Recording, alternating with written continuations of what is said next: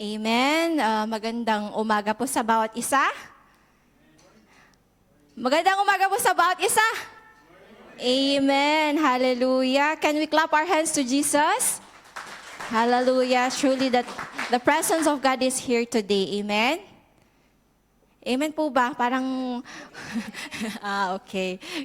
So can we just invite the others to pumunta sa harap? Amen. Good morning din po sa aming mga online viewers, listeners. We welcome you to JCSGO Bahrain Family Church.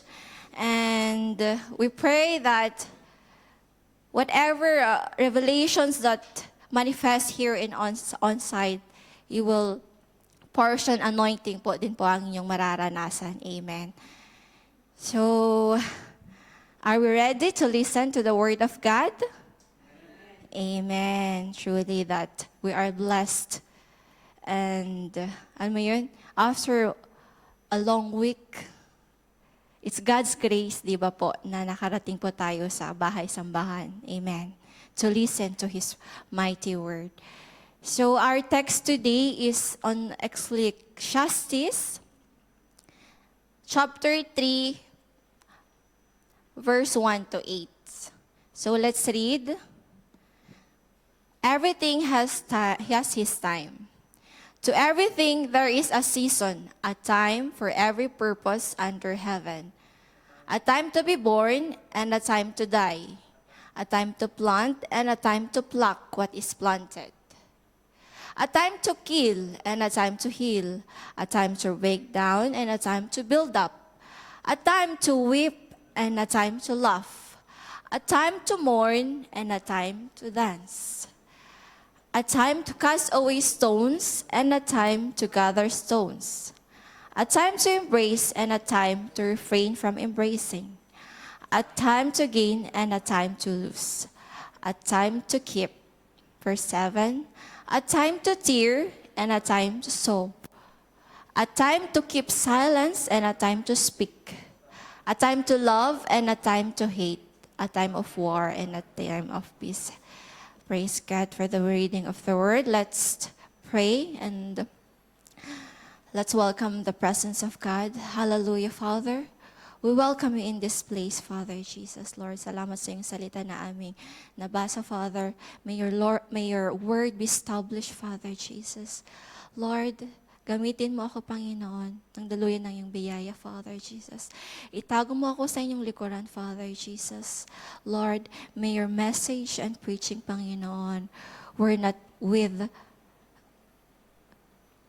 mga persuasive words, Father Jesus, and wise, but Lord, it is with the demonstration of the power of the Spirit that comes from you alone.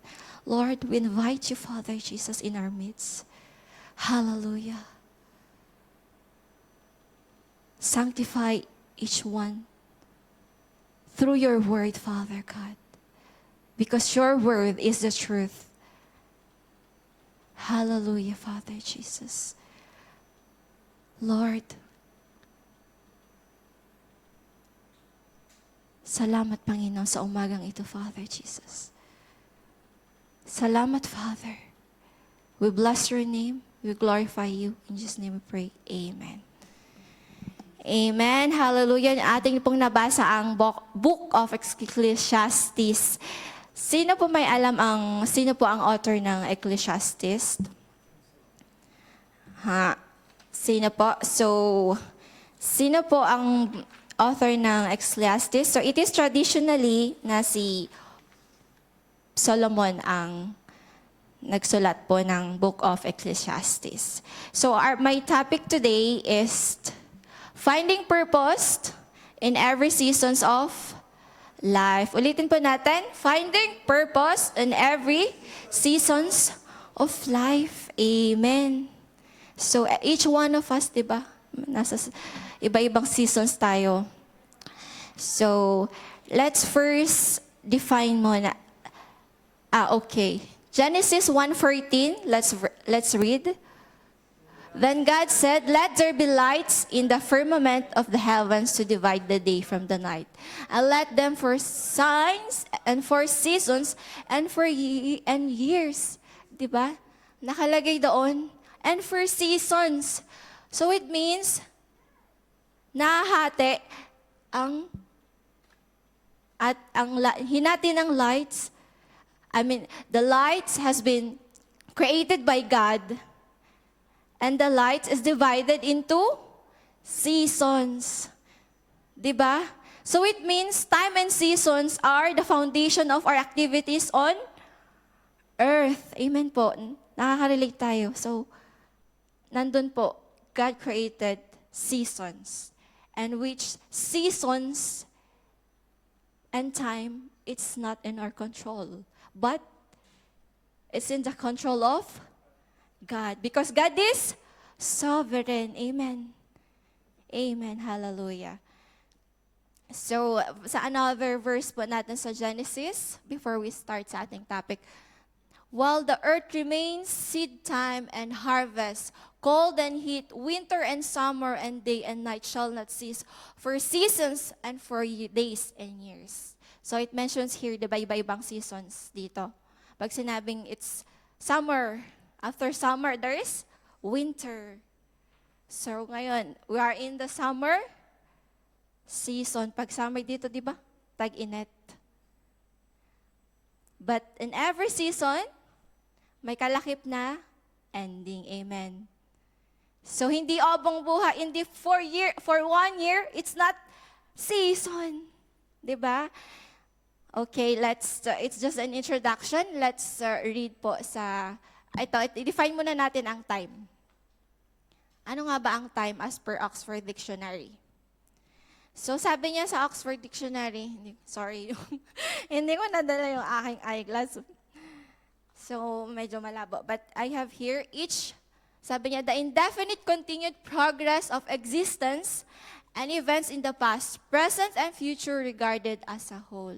So, sabi niya doon, indefinite continued progress of existence. Alam niyo na yung oras, di ba?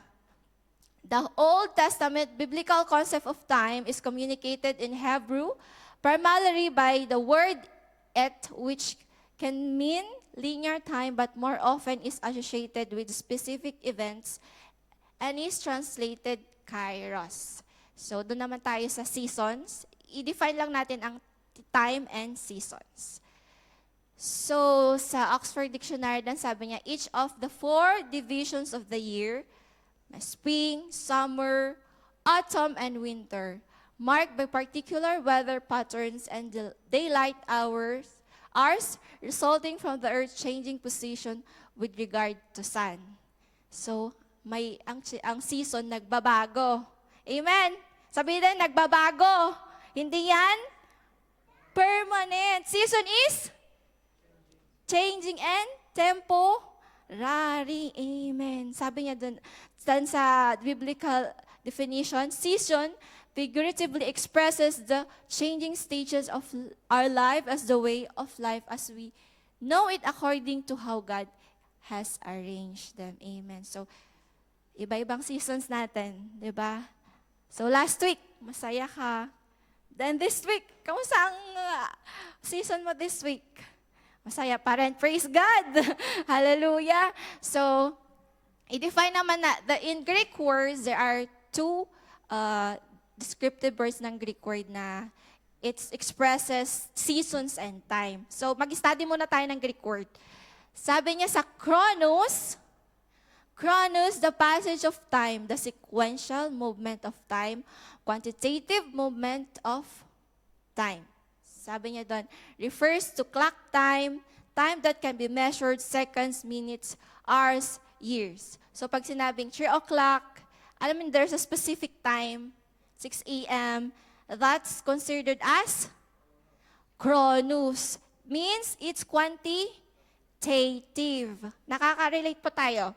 So, sabi din po niya dito, the context of this Greek word is used in the Bible 53 instances. So, chronos was 53 instances po yun na-use siya sa Bible. So, next naman po tayo sa kairos. Kairos, it is about moments and not minutes. So, kung kanina, quantitative, this is qualitative. qualitative. Ito yung moment. Ito yung moment. It refers to the right moment. It's the unopportune time.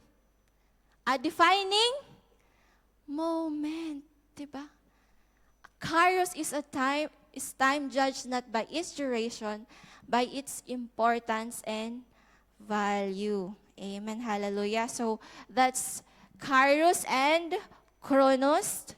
Then we go to our topic na po. Okay. So number 1, today let's explore muna ang ating mga seasons as per sa ating verse na nabasa kanina. So, exploring and recognizing the seasons of life. So, explore natin yung binasa natin kanina verse by verse. Are you ready? Amen. I pray that God will give you the wisdom to understand on the simplest word na bibigay niya sa inyo. Amen. Hallelujah. So, sabi niya, basahin po natin, to everything there is a season, a time for every purpose under heaven. So, sabi niya doon, to everything, hindi lang to some, but sa lahat, in everything, there is a season. So, in every season, may nakalakip na time. May timeline. Sa nakalakip na timeline, there is a nakalakip na purpose. So in every situation in our life, in every seasons of our life, merong purpose si Lord. Amen po ba? So ano pinagdadaanan, may seasons tayo ngayon na hindi mo maintindihan. Sabi niya dito, a time that there's a purpose. Amen, kapatid? Hindi yan accident, but God has a purpose. Let's say, a season today, wala kang trabaho. But the season, it's unemployment. But the unemployment, there's an end. Tama. So, ano gagawin natin for that? So, we trust God, di ba? Yung mangyayari nun is we're hoping for the next season. After unemployment, magkakaroon ka ng pera at trabaho. So, sino excited doon? Amen! Hallelujah! Because your season now is just a temporary. So, may mga pinagdadaanan man tayong, ako nun, it's just share a short testimony. I was working on a real estate company. Then, before, grabe yung blessing sa company ko. Blessed na blessed ako. May bonus, kabilang, alam mo, every lunch, may ganito, ganyan. But then, that's the seasons of the company na binibless niya. But, there are time na binawasan na yung sahod ko. Alam niyo yun? Binawasan yung sahod ko. Di ba nakakalungkot yun? So, una, syempre, malulungkot ka. But then, as I continue to trust God, unti-unti ko nakikita yung purpose niya. So, fast forward, when I ended on that season, na-promote ako. Na-increase, nabalik sahod ko. Then, na-increasean pa. So, praise God, hallelujah. Di ba, ganyan, makapangyarihan ng ating Panginoon. So, yung season mo ngayon, temporary lang yan. Kapatid, amen ba? Hallelujah. Nakaka-relate po tayo. Mahina po ata. Nakaka-relate? Amen. Praise God. Tunay nga na God is in the house this morning. So, we are in season. So, life is a series of purposeful, divinely ordained events. There's a season for everything. No matter where you are in life, you are there for a purpose. So, may kanya-kanya tayong companies. If your companies, may nangyayari, may hindi maganda, you are there for a purpose. Ano yung purpose mo? To pray for your company. God will use you to pray and to bless for your company. Amen. Hallelujah. Hindi ka lang nilagay doon ni Lord for just something, but you have a purpose. Everyone on us have a purpose. Amen. Hallelujah. So sabi niya din doon that no matter where you are in life, you are there for a purpose. So, kung naman tayo, sa ating sa verse, saan na ba tayo? A time to be born. So, basahin po natin, verse 2, a time to be born and a time to die. So, sa pag sinabi niya dito, hindi tayo doon sa mismong born na, focus tayo sa time. So, I want you to understand that, let's say, may isang buntis. Mga mothers nakaka-identify. Ang buntis, how many months para manganak? May 7 months, may 8 months, but 9 months ang pinaka-ideal, di ba? Pag 3 months ang buntis, masasabi mong manganganak na? Born? Hindi. Because there is timing. May nakalaan na timing for her to give birth to the child. Amen. Hindi natin control yun.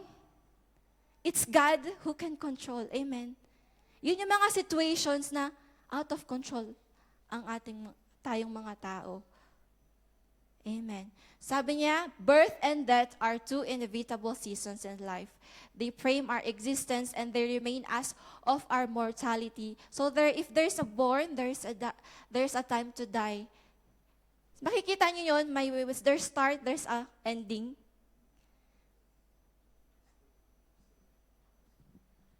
So ganyan yung intindi sa atin ng Panginoon na in our season, hindi yan forever. Diba?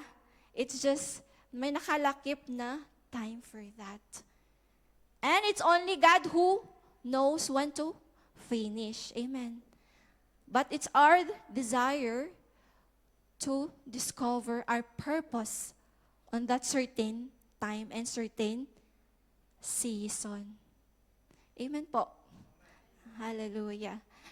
So, verse 3, 2b, a time to plant and a time to pluck what is planted. Just as there's a time to sow seed, there's a time to reap the harvest.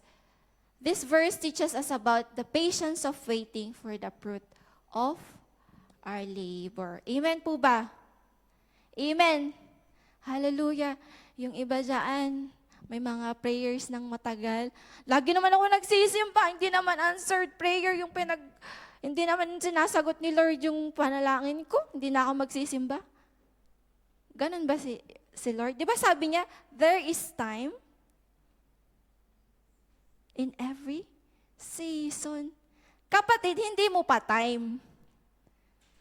In God's time, it's your season. Amen. Sabi ni Lord, wait muna kapatid. Diba? Hallelujah. So there's a time to plant and a time to pluck what is planted. I can share also a seasons in my life. Noong bumalik ako sa Bahrain at 2015,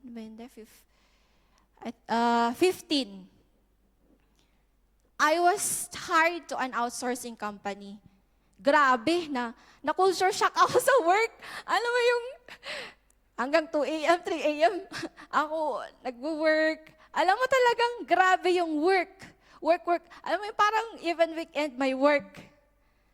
Sabi ko, Lord, is this your will for me? Kaya bumalik ako sa Bahrain.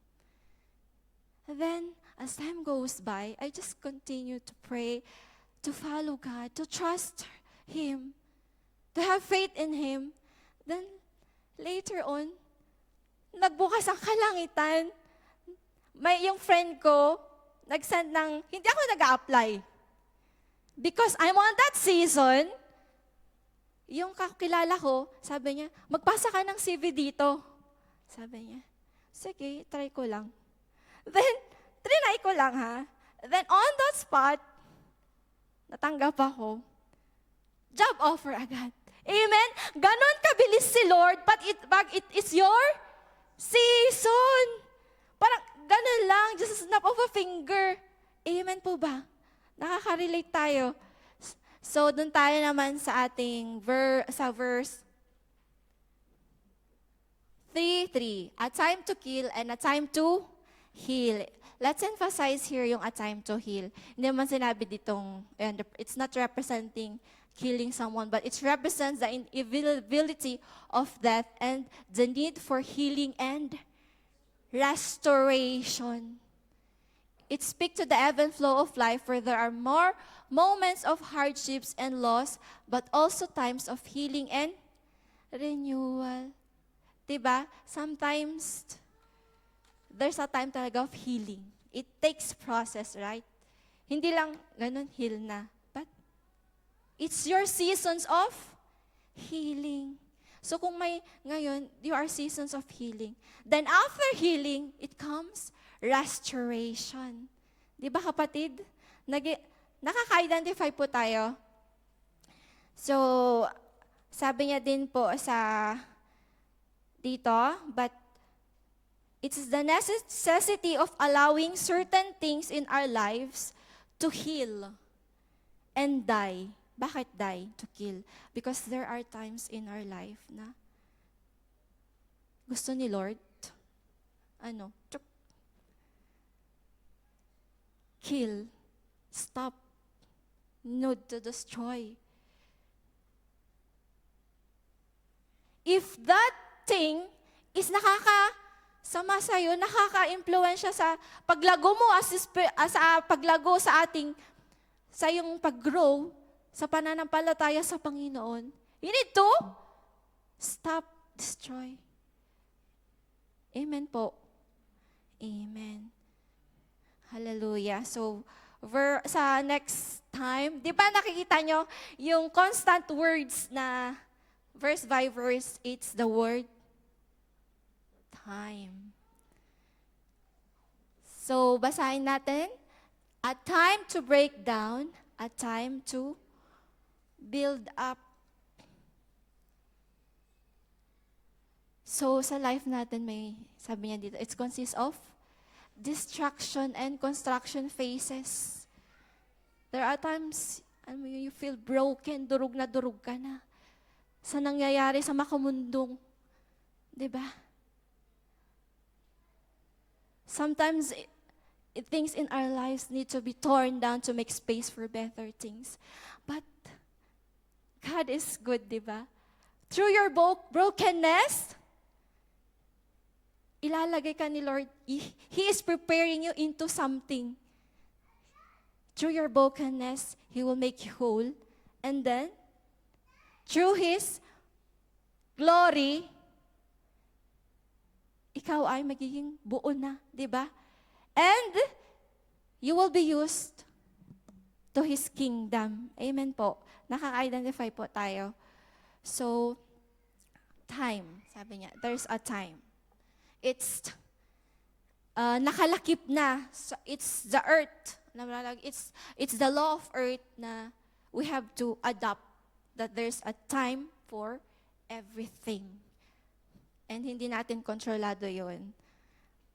So, verse 3, 4a, a time to weep and a time to laugh. Maliwanag. Di ba? There are seasons of your life that, let's say, hindi ko naman tatanungin yung mga edad niya, but there are seasons in your life, di ba, that, alam mo yun, umiyak ka, you are really weep. Dahil sa kalungkutan. Si Lord nga, di ba, umiyak nung namatay si Lazarus, Jesus wept. What pa tayo? So, it's normal because we are still in the flesh. But, hindi normal if iyak ka nang iyak, hanggang forever iiyak ka na. Ang Diyos, He wants you to know that it's your only in a season. Season ka lang yan, kapatid, ng weeping. So after weeping, there will be a time to laugh. Diba? I will turn your mourning into dancing. Diba? Sabi niya sa kanyang salita. So in the moments of grief and sadness, we can be assured that joy will come in its own season. So whatever are seasons na nararanasan natin, tutuldukan yan ng Panginoon. Hindi natin alam kung kailan, hindi na natin alam kung paano, but we keep trusting the Lord. Amen. Because there is hope in the Lord. Kaya just patiently waiting for the appointed and ordained time na ibibigay ni Lord. Hindi ko alam, hindi niya alam, but it's the ordained time. And God only knows, diba, kung kailan yan. So we just continue to trust Him and patuloy tayong, yung faith natin dapat mag-increase, hindi mag-decrease. Amen. Paano natin makikita yung purpose ni Lord kung di naman tayo nagsisimba? Kung hindi naman tayo uma-attend sa gawain ng church? Kung hindi naman tayo nagpipray? Kung hindi tayo nagbabasa ng Biblia, how will we know our purpose sa season na ating pinagdadaanan? Tama po. Amen. So in times of our seasons, we're seeking, finding, it's our time to seek more, God. Doble. Diba? Overtime, ano tawag dun? Ano yung, double time, ano kasi yung term nila sa akin? Anyway, kailangan double time tayo, diba? Kasi may nakalakip lang na time for a certain season. Paano pag di mo na-catch up yung purpose na yun na binigay ni Lord? Ouch na kapatid, saan tayo?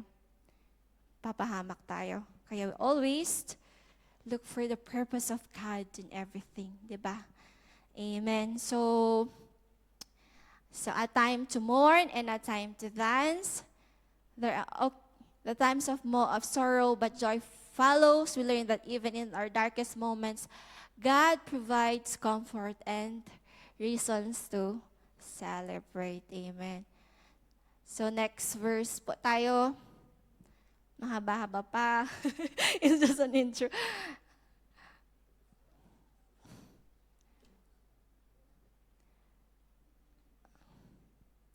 Okay, time. The wisdom na tayo. It's 7, 8. Okay. So our verse, it's hanggang 8 siya. But then, since yung topic natin yung topic natin na una, it's just exploring of yung different seasons sa ating buhay. So, dun tayo sa wisdom in embracing each season. Bakit nga ba kailangan nating i-recognize yung season sa buhay natin? Ano kaya yung gustong iparating ni Solomon? So, the wisdom lies in understanding that no season is permanent. And each has its unique role in shaping our character. Yung balikan natin, shaping our character. Kaya sabi ko, during our season, God is molding us on a better shape. Diba? So, kung nahulma ka na, you are ready. It's your season. Amen. Pag hindi ka pa ready, sige lang. Continue to seek God. Continue to do God's will, to follow Jesus.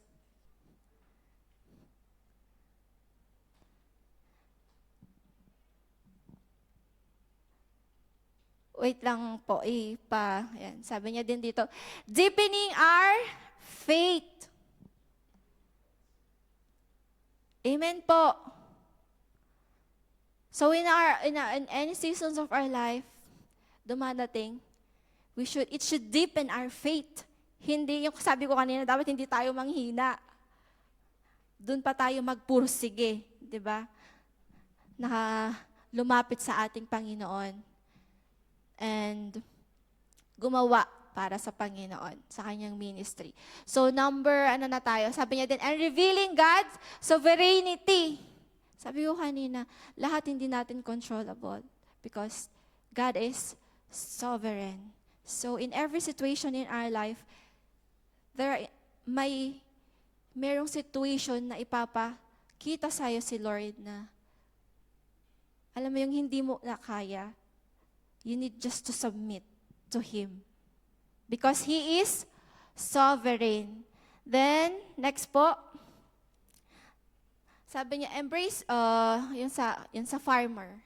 So we can relate po sa being a farmer. Ano ginagawa ng farmer? Nagpa-plant. Then, nagpa-plant siya ng seed. Then, he doesn't reap a harvest immediately. Tayo, hindi man na, pero may mga times sa buhay natin, nagtanim tayo ng seed. Tutubo agad. Hindi dapat ganun.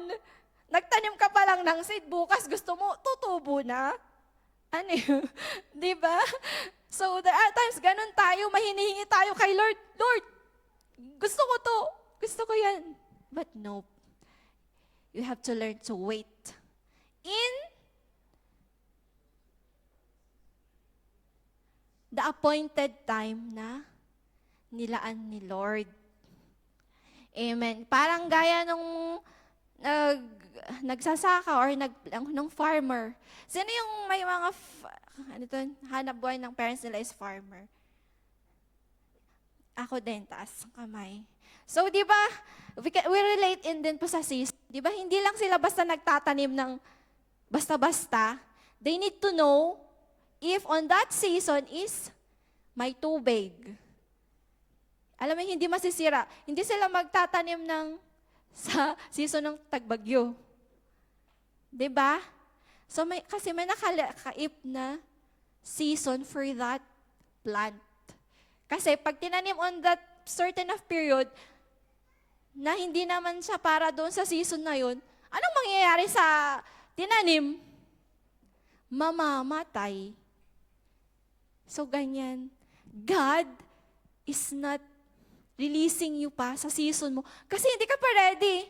If na-release mo, pisapilitan yung sarili natin, mapapahamak tayo. Diba?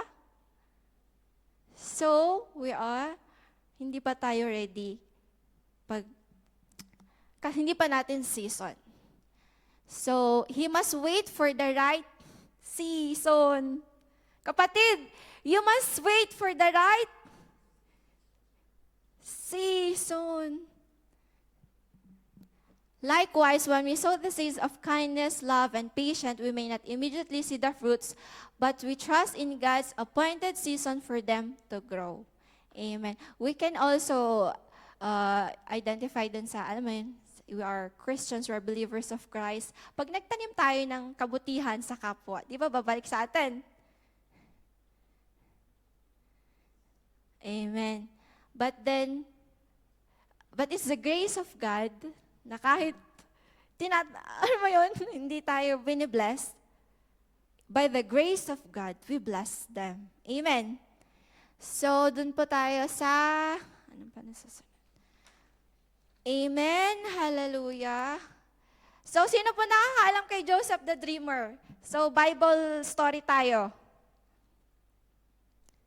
Si Joseph Dreamer is the son of Jacob and Rachel. Sino po nakakakilala? So, si Joseph, it's an example, yung buhay niya, gaano pinakita yung different seasons sa buhay niya until ma-receive niya yung God's season in his life.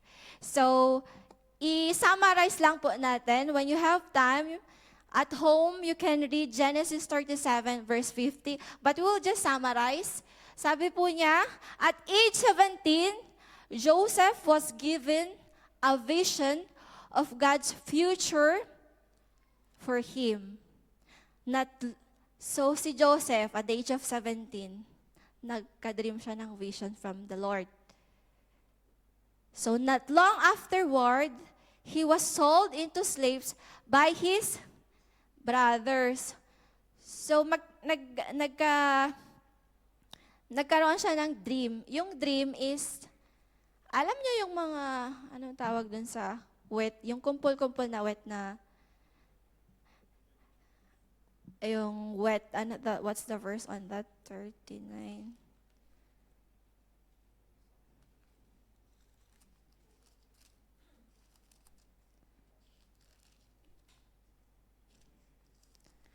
Doon tayo sa verse 37. Sabi niya doon, "Now Joseph had a dream.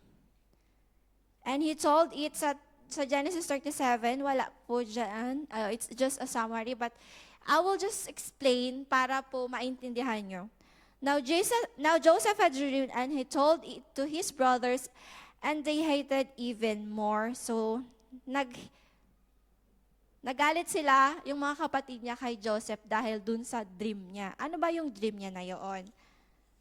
Sabi niya dito is, they were binding sheaves. Ayun, that's the word.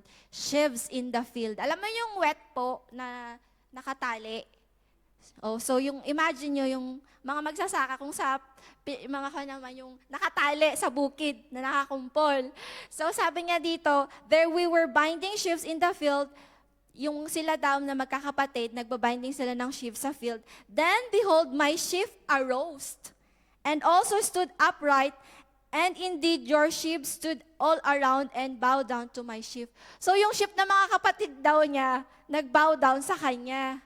So it's a vision from God that, di ba, na magbabow down sila in season, in God's season ni Joseph. So fast forward, nangyari yun, kinakainggitan din si Joseph dahil nga is, alam mo yun na naiinggit sila sa yung love ni Jacob. Or rather, kasi yung si Jacob, other name din niya is Israel. Si Israel, mahal na mahal din niya si Joseph. So binibilhan niya ng, alam mo yung makulay na robe. And 11 yung kapatid niya. He has 11 brothers. Yung isa, full brother. Yung isa, mga kanilang niya, kapatid sa tatay. So, fast forward, binenta siya ng kapatid niya. Naging slave si Joseph. Imagine kung ikaw wala kang kamuwang-muwang, bibenta ka sa nabing slave. Pero, balikan natin, walang ginawang, alam mo yan, hindi siya nagalit sa Panginoon. Then, he rose to a position of influence in the home of one of Egypt's most influential leaders, only to be accused of a crime he didn't commit which landed him. So fast forward, naging slave siya sa Egypt. And then hanggang sa God's favor upon him. And naging household, siya namamahala ng bahay ng isang mataas na opisyal sa Egypt. Then fast forward again, nangyari, nakulong siya. Nakulong siya nang wala siyang ginagawa. Dahil doon sa asawa nung master ni Joseph, inakit siya, tumanggi si Joseph. And dahil doon sa nangyari, sinumbong siya nung asawa niya na may ginawa sa kanya si Joseph, but it's only, nagsinungaling siya para nga mawala si Joseph. Kasi araw-araw na inaakit niya, sinusudos niya si Joseph. Of course, Joseph is a man of God, di ba? So, consequence dahil doon sa tanggi niya, yung ginawa nung babae, yung asawa ng master niya, sinumbong siya and then hanggang sa nakulong siya. Nakaka-relate kayo, wala siyang ginawa, pero nakulong siya, di ba? Pero he never questioned God. Then, fast forward, nakulong siya. Then, nakakulong siya, yung favor din sa prison, yung mga gatekeeper doon, nakalugdan din, naging kasundo ni Joseph. So, siya din yung, naging keeper ng prison na yon, di ba? So, unti-unti, may purpose yung mga nangyayaring different seasons sa kanyang buhay. And then, he spent years incarcerated before finally being promoted to a place of power in the Egyptian royal court. So, fast forward, nakulong siya, hanggang sa nakilala siya na magaling siyang mag-interpret ng dreams through the power of God. Hanggang sa yung mga galing na mga staff sa royal sa kay Parowa, nakulong doon. Then siya nag-interpret ng dreams. And nakilala siya na yun, he is the Joseph dreamer. Then fast forward, si Parowa yung may nagkaroon naman ng dreams. Then, walang maka-interpret nun, kundi si Joseph lang. Hanggang sa, fast forward, nakapunta na siya doon sa season na binigay sa kanya ni Lord. Diba? Sabi niya, he spent years sa kulungan. Then in Egypt, the Lord reconciled Joseph back to his brothers, and then also used him. Balik po tayo sa yun. Sabi niya po, there in Egypt, the Lord reconciled Joseph back to his brothers, and then also used him to save millions of lives in that region from a famine. Di ba? May purpose si Lord sa buhay niya. Then, basahin natin. Susunod, sabi niya dito, if God had made Joseph Parowa's right-hand man at 17, he wouldn't have the humility, wisdom, and faith to lead Egypt through the famine. Nakaka-identify po. At 17 years old, hindi na siya agad inappoint ni Lord para maging right hand ni Parowa. Kasi hindi pa siya ready. Nagigets niyo po? So, there is a timing season. Hindi pa kasi inordain ni Lord na at the 17 years old, magiging right hand siya ng Parowa. But then, iba-ibang season yung napagdaanan niya sa buhay. And then, lastly, nung na-interpret niya yung dream ni Parowa, inappoint siyang maging right hand. Diba? Nakita niyo from slavery, then nakulong siya, then naging right hand. Diba? God is powerful. Amen. So God used those seasons to help him understand the inner workings of Egypt, how to depend on God through the worst of times, and to show compassion to those who had wronged him. As painful as that season of Joseph's life was, which lasted about 11 years in slavery and prison, it was crucial so he could save the lives of many people. So, inordain ni Lord yung different season para He will use him for His greater purpose, para madaming ma-save na life sa famine. Kasi yung dream ni Pharaoh, magkakaroon ng famine sa buong Egypt, sa buong on that region. And sa Egypt lang sila naka-imbak ng food. So, people from every, sa iba't ibang regions, nation, they come to visit Egypt dahil for the food. Because of, through the wisdom that inendowed niya kay Joseph, si Joseph, ininterpret niya yung dreams, and na-save ang Egypt for that famine. So the reason for God's seasons in our life, we need to be able to go. Sorry, mabilis. Okay. The reason for God's seasons in our lives. So we need to be able to go through God's season in our lives to get us to a point where He can use us. Joseph knew the reason for the seasons in his life when he forgave his brothers. So, nung on that period of famine, nagpunta yung mga kapatid niya sa Egypt dahil nga Egypt lang ang merong reserve na food on that time. So, nagpunta sila. So, on that time, hindi na-forgive na ni Joseph yung kanyang mga kapatid. Hindi na nagalit. Hindi siya nagalit. Kasi, he understand the purpose, ba't siya dinala sa Egypt? Nakaka-identify po tayo, di ba? Naging slave siya hanggang sa naging right hand. Because he has a greater purpose na inilaan si Lord. So, application in our lives.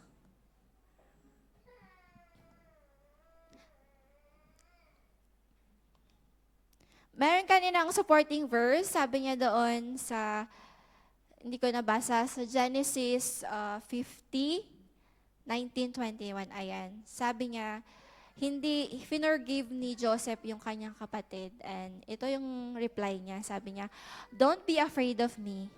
Am I God that I can punish you? You intended to harm me, but God intended it all for good. He brought me to this position so I could save the lives of many people. No, don't be afraid. I will continue to take care of you and your children." So he reassured them by speaking kindly to them. So, ano nangyari? Sino nakakalam ng 12 tribes of Israel? Yan, silang kompletong magkakapatid. Naka-identify po tayo. Joseph is one of the tribe of Israel. So, ang 12 tribe is from the sons of Jacob. Diba? Nakaka-identify tayo ng genealogy. So, ayan po yung life story ni Joseph. I hope nakapulutan po natin ng aral. So, last po, hindi pa, second to the last. Application in our lives. How do we apply yung wisdom in our lives? Yan ang pag-aralan natin. Yung verse 1, yung sa Ecclesiastes 1-8. So, una, we need to identify your season. So, i-recognize natin yung anong season ba tayo? Seasons of waiting? Or a season of restoration? Or season pa tayo ng planting? So, it's significant na alam natin, na identify natin yung season natin sa buhay. Are you sowing, reaping, mourning, or dancing? Each season requires a different response. Kasi pag identify natin yung seasons natin, we know how to respond by the grace of God. Because as we go on, we discover our purpose in our season. Amen. Sa biyaya ng Panginoon. Then, number 2, trust in God's timing. Hindi daw trust in our time, on your timing. God's timing, di ba? Understand that God has appointed each season. You may be eager for change, but trust in His perfect timing. Iba-iba man ang season, sudden change. Sometimes, di ba, you feel kakatapos mo lang ng season of mourning, kakatapos mo lang seasons of sorrow. Parang alam, you feel sa'yo na, but no, God is shaping you into a greater purpose. Amen. Hallelujah. So, trust in God's timing. So, mga iba dyan, alam ko, mga visa, di ba? Problem. visa, dito sa Bahrain ngayon, mga mostly, di ba, yung mga pagpa-end ng contract. Di ba kakabahan ka, uy, i-renew pa ba ako o hindi? But sabi niya, trust in God's timing. It is up to God kung i-renew ka o hindi. If He will renew you, hindi ka patapos sa purpose mo na yon, kapatid. But if He will hindi na renew, He will put you into a better pasture and to a different. May purpose ka na naman into a new beginning, into a new purpose. Kaya we need to trust God's timing. Amen. Sa atin, trusting God's timing, it takes a lot of patience. Kasi sa nature na ng tao yun nga sabi ko kanina, para pag nagtanim tayo, bukas sinisilip mo meron ng, para alam mo yun, I can identify, kasi yun yung seed ng munggo. Diba? I think it's 3 days ata yun. Silip ako ng silip, hindi naman na tumutubo. Pero pag napabayaan mo yun, nagkakaugat na. So we need to trust God's perfect timing. Hindi dapat natin ma-miss, but we dwell. We discover. Nakaka-identify po tayo. Amen. So, 3, embrace the purpose. Kung na-identify mo na yung season mo, nagtatrust ka na sa timing ng Panginoon, i-embrace mo yung situation mo, yung season mo ngayon, yung purpose mo. Hindi yung, sometimes, may pinagpipray tayo, di ba? Then, God answers our prayer. Let's say, Lord, I need a job. Gusto ko ganito. Nagka-work tayo. Then, nagko-complain tayo. Wala pang 1 linggo. Or, let's say, nakaka-identify. Nag-pray ka ng ilang buwan for that work. And then, wala pang 1 linggo, nagko-complain ka na kay Lord, Lord, ito ba yung work na binigay mo sa akin?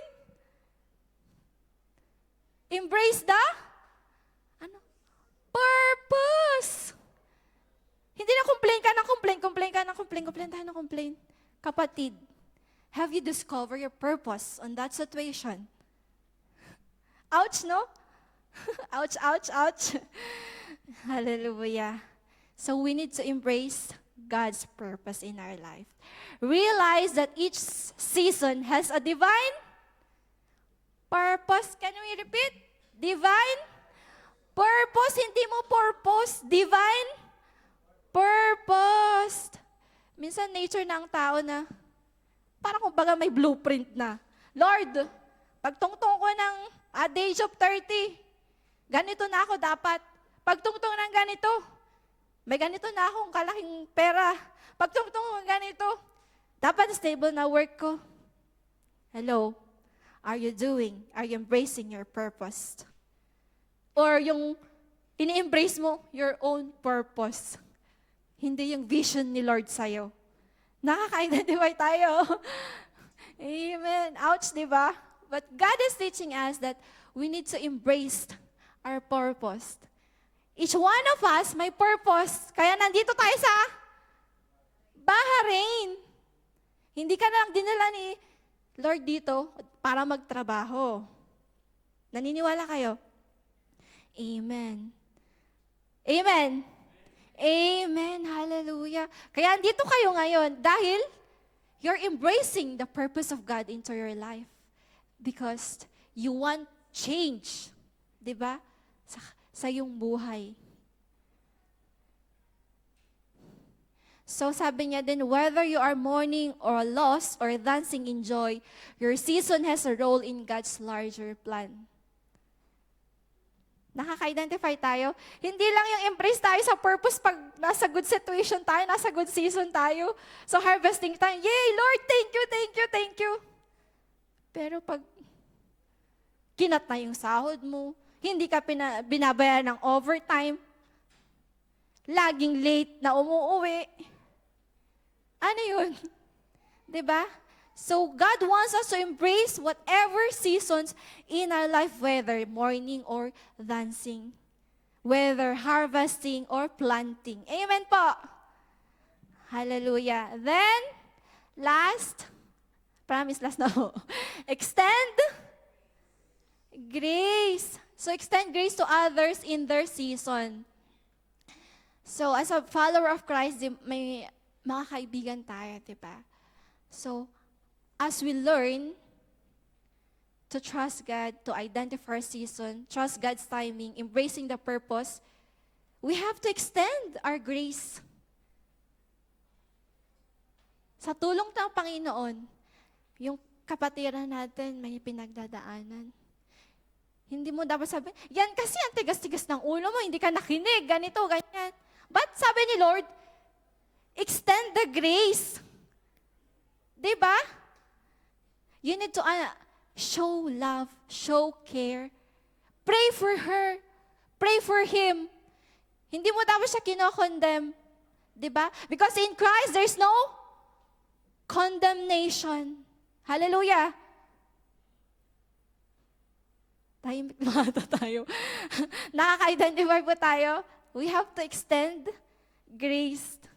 May sometimes, mga leaders, mga care group leaders, extend our grace. May mga alaga tayo minsan. Kinakamusta mo? Hindi mo alam kung inopen ba or ano, o ayaw ka lang replyan or what. Inang araw mo nang pina-follow up, deadma pa din. Tinatawagan mo, ayaw sumagot. But ano sabi ni Lord? Extend your grace and you need to bend our knees to pray for them. Kasi may season silang pinagdadaanan. Diba? So it's us to understand na nasa season sila. But we pray that ma-end yung season nila for that. Nakakaitanboy po tayo. Hallelujah. So our word today, time and season. So I hope madami po tayong na tutunan for today God's word. Hallelujah. Thank you for your word.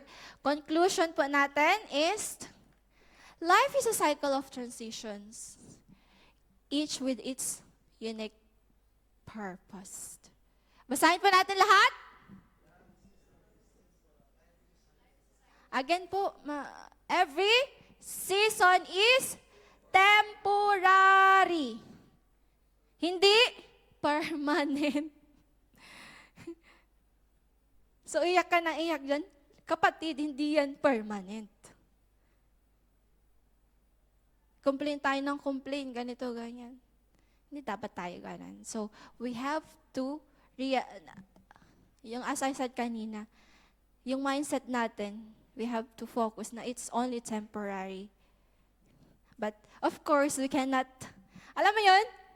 Alam niyo po, sa lahat ng bagay, mahirap. Pero makakayanan mo by God's grace. You will know your purpose and you will seek, anong tawag doon? You will know your purpose and as you find your purpose, it's God's grace. Yung tutulong sa'yo para ma-discover mo yung purpose na yun. Kasi it's God's grace lang naman talaga ang you are broken. Tapos sasabihin mo ako, sister, magpe-praise ako. It's the grace of God, di ba? Kahit malungkot ka, kahit may pinagdadaanan ka, andito ka ngayon because of God's grace. Nagagets niyo po? So, we need God's grace in every season in our life. So, Solomon's wisdom teaches us to embrace our current season. Trust in God's timing. Find purpose in the midst of change. Ayun po yung ating napag-aralan for today. Hallelujah. Are we blessed? Amen. So I encourage po ang bawat isa that let's close our eyes as we end our teaching for today. Hallelujah. Come on, church. Let's just stand up, rise as we closed, as we thank Him for His word for this morning. Hallelujah. Jesus, we bless you, Father. We honor you, Jesus. Lord, thank you for your word, for Jesus. Hallelujah. Hallelujah, Father Jesus.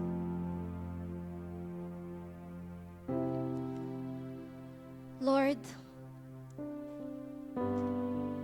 salamat, Panginoon, sa iyong salita, Lord God, na ibinahagi sa umagang ito, Father God.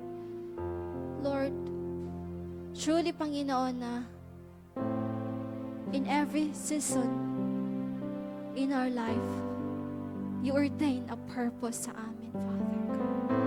And we just need to catch up that season, Father God. Lord, you know the situation of our brothers and sisters right now, God. If anong seasons nila in this time, I pray, Father, in the name of Jesus, that they give them the strength that comes from you alone. That mapapagtagumpayan nila ang season na yan dahil kasama ka nila, Father God. And that season is only temporary, because after that season, it comes, Panginoon, your blessing, Father. It's a new beginning that comes from you, Father. Salamat, Father, for the wisdom that you endowed, Panginoon, sa bawat isa, Lord. May we forgive us, Lord, sometimes that there are seasons in our life we tend to complain. We tend to, Panginoon,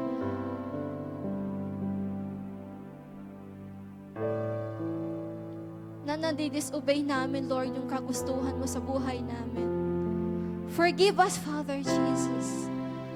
Lord, forgive us, Lord, that minsan hindi namin na-discover yung purpose mo because we are so busy and occupied for so many things here in earth, Lord Jesus.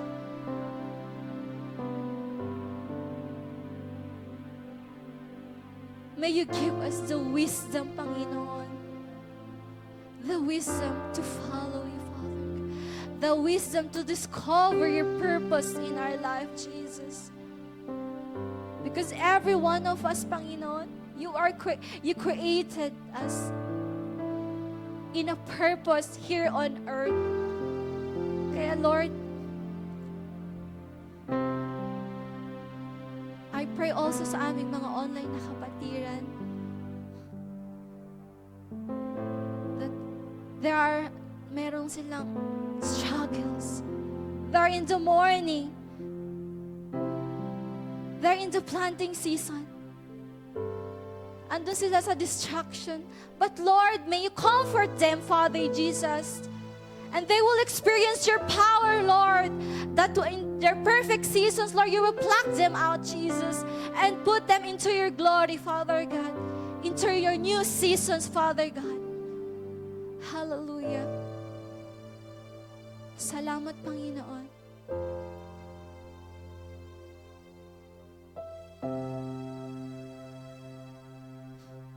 May we continue, Lord God, to embrace the purpose in our life, God.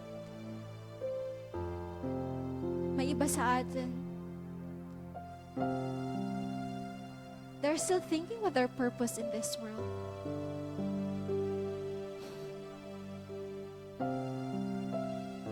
But our purpose is to bless the name of Jesus. Our purpose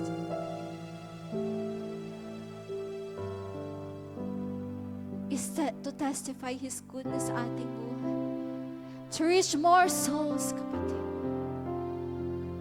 Salamat, Father God. Salamat, Father, for these people, Lord God. handang magpabago, Lord God. Handang magpagamit, Father Jesus, for your glory alone, God. Salamat, Ama. We praise you. We honor you, Father God. Truly, Lord, as you said in your word, that your word is a light and lamp unto our feet, Father God. Salamat, Lord God, sa iyong salita na patuloy na nagsasanctify sa amin, Father God. Salamat, Lord. We bless you, God. We honor you. In the name of our Lord Jesus Christ. Amen. Can we clap our hands to Jesus? Amen. Tayo pa makakaupo na.